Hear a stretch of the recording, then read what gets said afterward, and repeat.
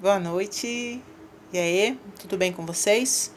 Que Deus abençoe a todos vocês de forma rica, poderosa e abundantemente. Amém, igreja? Vamos estudar o capítulo 3? Vamos estudar o capítulo 3, né? É o capítulo, acredito eu, mais famoso do livro de Eclesiastes. Então vamos meditar um pouquinho em cima do capítulo 3 do livro de Eclesiastes. A gente sabe que Salomão ele estava extremamente decepcionado e absolutamente entristecido, né, com todas as coisas que estavam acontecendo com ele. E ele chegou a algumas considerações bem tristes, como tudo na vida é vaidade. Mas no capítulo 3, ele faz uma reflexão de tempo. É o que ele mais fala. Então ele diz no capítulo 3: tudo tem seu tempo determinado. Há tempo para todo propósito debaixo do céu. Há tempo para morrer, há tempo para nascer.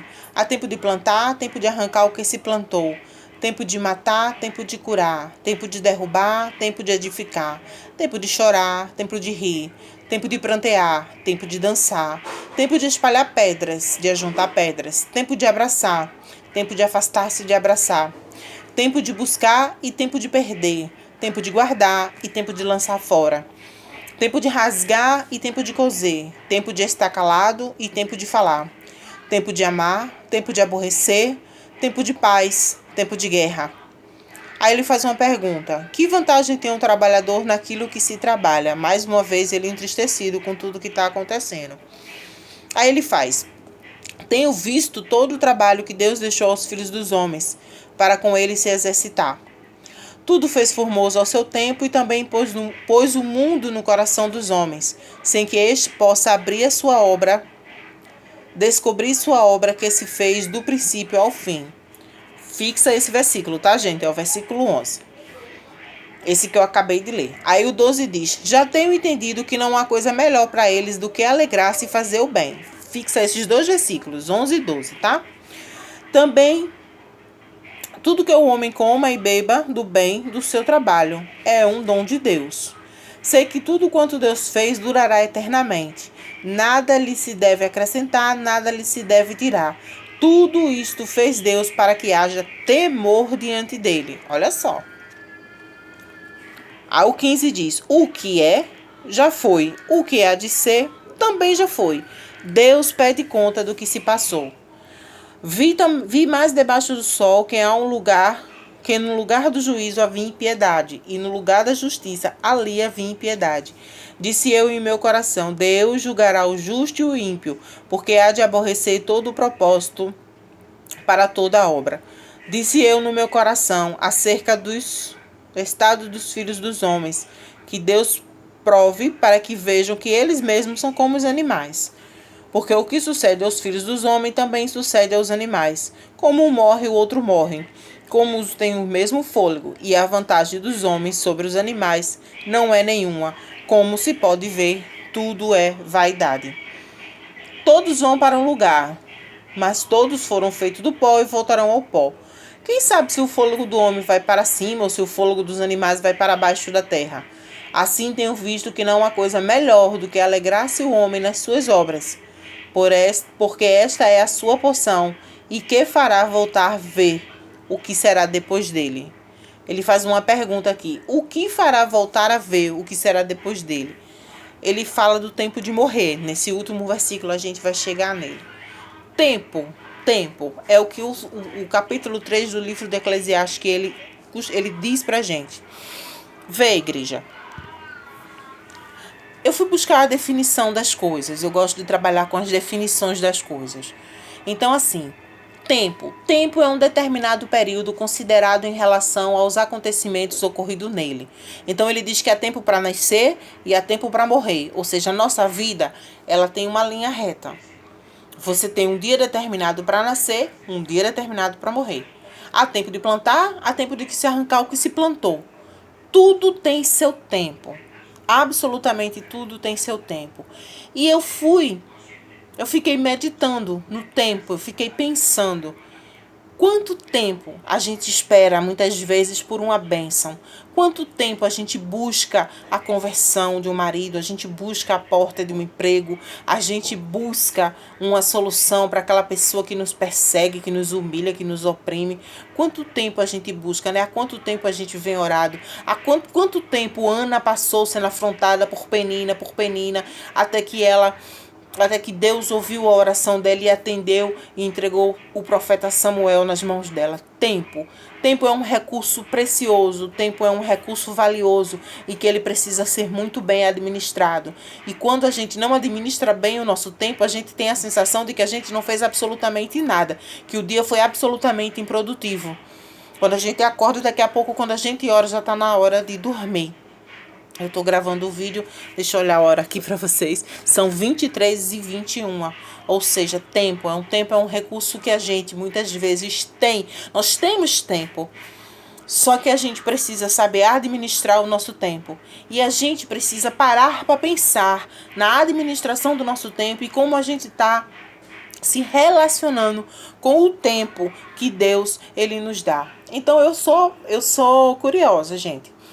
Eu fui pesquisar sobre a manga, né? A manga é um fruto que há pouco tempo já cessou os frutos, né? Se a gente tem alguns pés de mangas, quando a gente passa por aí, ainda tem algumas mangueiras que ainda estão firme e forte e estão dando manga. Aqui na pracinha, aqui perto de casa, tem uma casa que tem uma mangueira que tá cada manga linda. Então, eu pesquisei duas coisas relacionadas à manga. Quanto tempo a semente da manga ela começa a florescer e produzir frutos? Gente, eu fiquei besta com a resposta. De 2 a 7 anos. De 2 a 7 anos.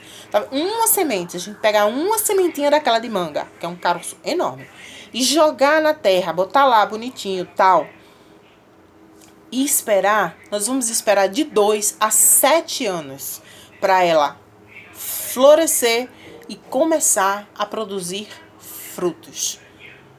Enquanto isso, a gente não vai ficar lá no pé de manga, né? Apressando o pé de manga, porque a natureza, ela não tem como ser apressada. Ela tem o tempo dela, que já foi determinado por Deus. Assim como a gente tem o nosso tempo, que também é determinado por Deus. Aí eu fui pesquisar depois que ela nasce, depois que ela começa a produzir frutos, quantos anos ela vive produzindo frutos. Eu achei que fosse mais, mas a resposta foi que deu 10 anos operando sob condições favoráveis. Ou seja, ao ar livre, livre de impurezas, uma mangueira ela produz 10 anos. Ela vai dando manga durante 10 anos. Só que tem um detalhe. Você planta uma semente. Uma sementinha. Mas quantas mangas? Você já parou para contar quantas mangas você consegue colher de um pé de manga? Eu acho que a gente não tem essa contagem. Tá entendendo? Na época da safra, quando a manga tá dando safra, que você passa pelaquele pé de manga, aquilo ali foi uma semente plantada. Que levou de 2 a 7 anos para nascer, para florescer e começar a produzir frutos. E só vai levar 10 anos, segundo os estudiosos, dando fruto. Mas nesses 10 anos vai ser incalculável a quantidade de manga que ela vai dar. Aí a gente vai passear um pouquinho na Bíblia, lá pro livro de Tiago, gente. Vou chegar no capítulo 1 do livro de Tiago, deixa eu ajeitar aqui, no versículo 17, que diz que toda boa dádiva e todo dom perfeito vem do alto, descendo do Pai das luzes, de quem não há mudança nem sombra de variação. É o tempo. Ela vai demorar tanto tempo para crescer, tanto tempo para começar a produzir frutos, e depois ela não vai mais produzir frutos, mas você vai continuar com aquele pé de manga lindo ali, olhando para você. Essa é a semente. E nós temos uma semente. A nossa fé é a semente. Eu vou falar da fé natural e da fé sobrenatural. Deixa eu marcar aqui o capítulo 3 de Jeremias, para eu não me perder. Nós temos uma fé natural e uma fé sobrenatural. A fé natural, ela é baseada em evidências. Eu vou plantar manga, eu vou colher manga. Então eu vou crer. Aquele pé de manga vai dar certo? Quando ela começar, eu vou saber se ela vai dar certo mesmo. Se ela não der certo, foi porque não deu certo. Eu fiz alguma coisa errada. Eu não vou acreditar que aquilo ali vai dar manga. E nós temos a nossa semente sobrenatural. Porque o reino espiritual, ele não é muito diferente do reino material não, tá, gente? As coisas elas acontecem primeiro no reino espiritual na nossa vida para ela poder vir para o reino material. Então, no reino espiritual, você também tem que fazer as suas sementes. Você também tem que plantar. Só que aí exige um adubo, regar com um adubozinho diferente, vamos dizer, que é a fé. Ou seja, o capítulo 11 do livro de Hebreus diz: ora, a fé é o firme fundamento das coisas que se esperam e a prova das coisas que não se veem. Por ela, os antigos alcançaram testemunho, e pela fé entendemos que pela palavra de Deus foram criados, de maneira que tudo que aquilo que se vê não foi feito do que é aparente. Ou seja, pela fé. Depois vocês leem o capítulo 11 de Hebreus, que ele é muito forte.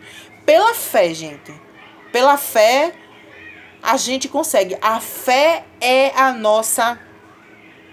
O nosso adubo, a nossa... para adubar a nossa semente. Qual é a nossa semente? Qual é a semente? A nossa oração, a nossa perseverança. Vamos dar uma voltinha mais ainda um pouquinho na Bíblia. Aqui, ó, no capítulo 11 de Lucas, todo mundo conhece essa palavra. Perdão, capítulo 18. Vamos correr por causa do tempo.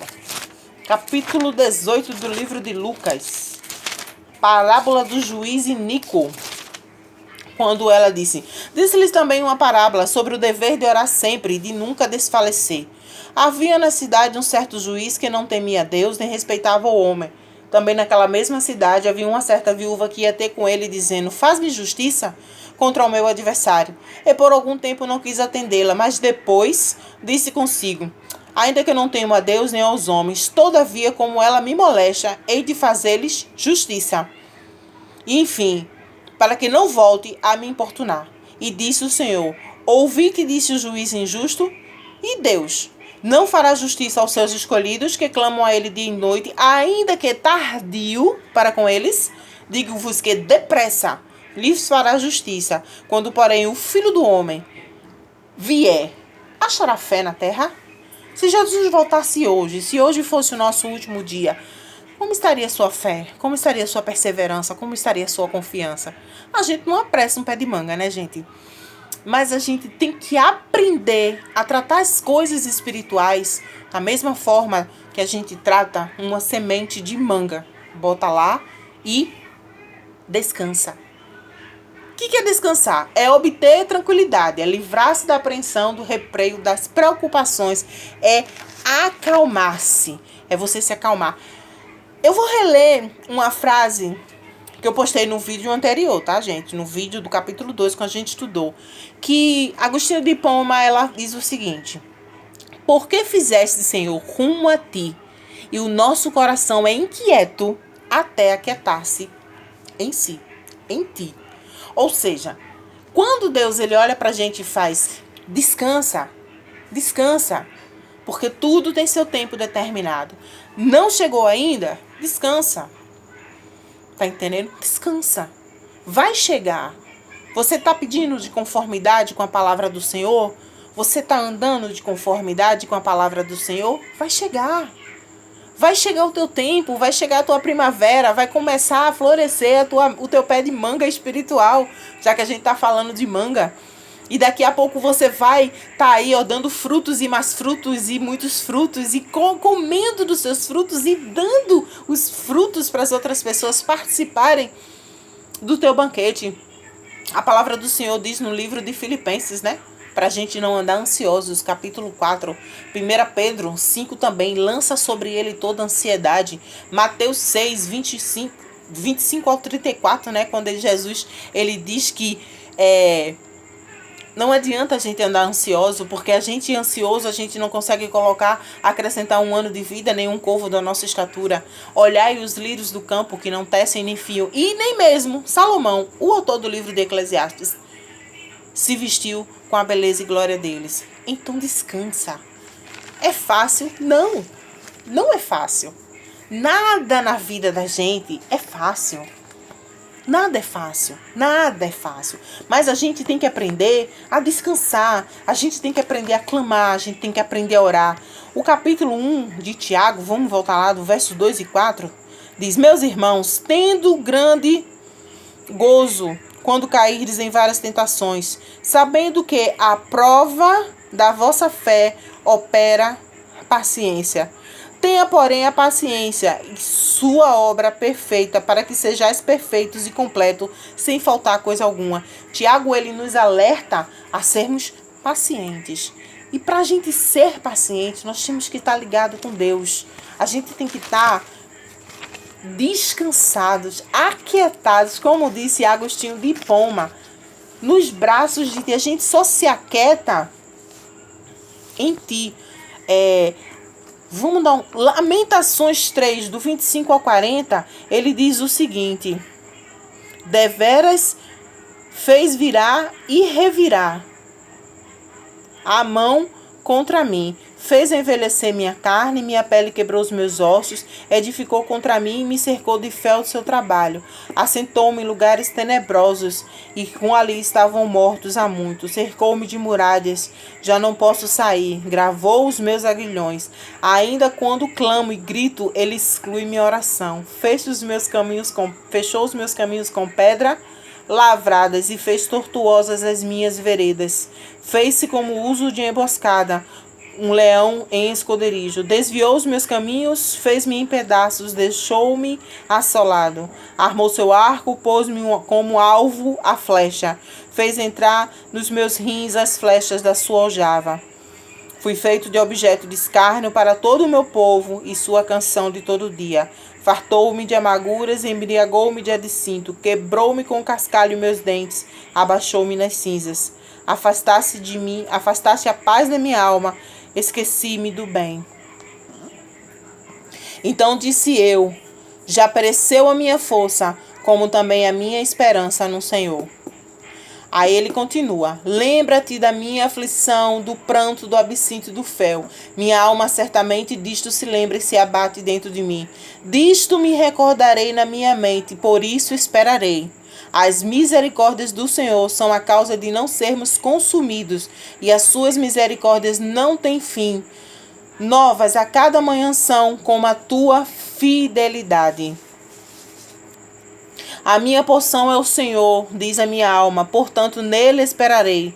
Bom é os que esperam no Senhor por ele, para a alma que o busca. Bom é ter esperança e aguardar o silêncio da salvação do Senhor. Bom para o homem suportar o jugo da mocidade. Assente-se o solitário, fixe em silêncio porquanto Deus sobre ele. Põe a sua boca no pó, talvez haja esperança. Dê sua face ao que fere, farte-se a afronta, porque o Senhor não o rejeitará para sempre. Pois ainda que se entristeça, alguém usará de compaixão, segundo a grandeza das suas misericórdias. Porque não se aflige nem se entristece, de bom grado os homens. Pisar debaixo dos seus pés todos os presos da terra, perverteu o direito do homem perante o Altíssimo. Subverteu o homem seu pleito, não veria o Senhor. Ou seja, quando nós somos injustiçados, será que Deus não está vendo? Aquele que diz assim acontece, o Senhor não manda. E porventura a boca do Altíssimo não sai tanto mal como para o bem? De que se queixa, pois, o homem vivente? Queixe-se cada um dos seus pecados. Esquadrinhemos os nossos corações, provemo-los e voltemos para o Senhor. Tá certo, gente?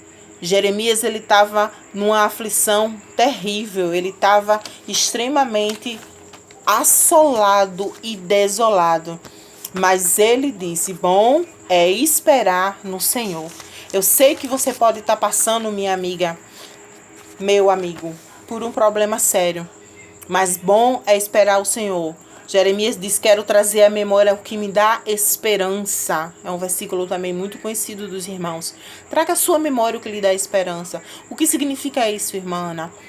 A glória do Senhor que você já viu na sua vida. Lembra quando ele diz aqui? O que se é, já se foi? E o que há de ser, também já foi? Ou seja, você já viu a glória já passou na sua vida. Porque se você está aqui de pé até hoje, foi porque a misericórdia do Senhor é a causa de nós não sermos consumidos. Então você já viu Deus agir na sua vida, você já viu Deus trabalhar na sua vida. E eu tenho certeza que você verá Deus agir novamente, que você verá Deus novamente, tão somente se você plantar as suas sementes de fé. Então, somente se você perseverar, como aquela juíza, aquela viúva do juiz Inico. Salomão, ele pede aqui, do capítulo 16 ao 22, ele pede justiça. Ele diz que debaixo do sol, onde devia haver justiça, ele viu impiedade. Mas aí a gente volta lá em Lucas 18 e vê que Deus, quando Jesus diz, mesmo que tardio,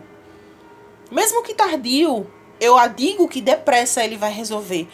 Quem tem pressa de nos abençoar é Deus, mas tudo está no controle dele, está tudo na palma da mão dele. Deus, ele trabalha de uma forma que a gente não entende, porque ele diz aqui, lembra dos versículos que eu pedi para você gravar?